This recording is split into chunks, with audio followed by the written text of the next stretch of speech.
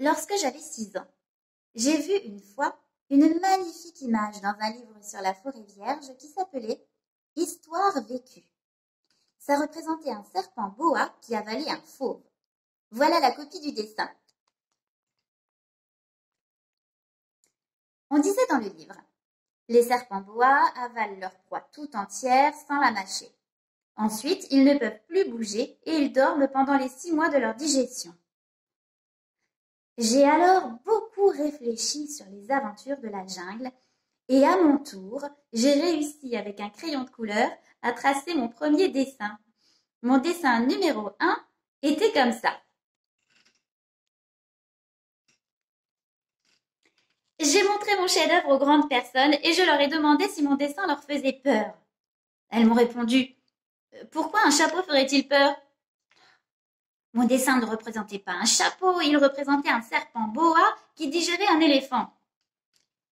J'ai alors dessiné l'intérieur du serpent boa afin que les grandes personnes puissent comprendre.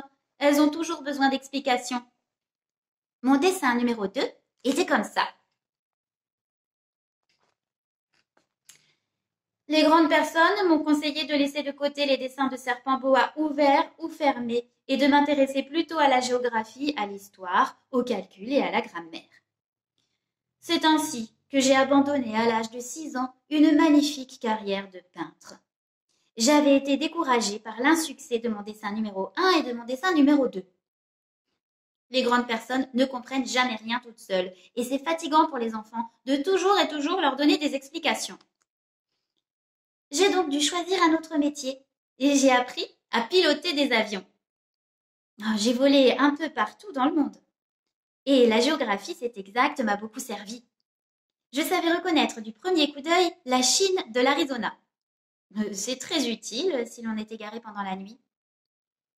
J'ai ainsi eu au cours de ma vie des tas de contacts avec des tas de gens sérieux. J'ai beaucoup vécu chez les grandes personnes. Je les ai vus de très près. Ça n'a pas trop amélioré mon opinion. Quand j'en rencontrais une qui me paraissait un peu lucide, je faisais l'expérience sur elle de mon dessin numéro 1 que j'ai toujours conservé. Je voulais savoir si elle était vraiment compréhensive. Mais toujours, elle me répondait « C'est un chapeau ». Alors je ne lui parlais ni de serpent boa, ni de forêt vierge, ni d'étoiles. Je me mettais à sa portée. Je lui parlais de bridge, de golf, de politique et de cravate. Et la grande personne était bien contente de connaître un homme aussi raisonnable.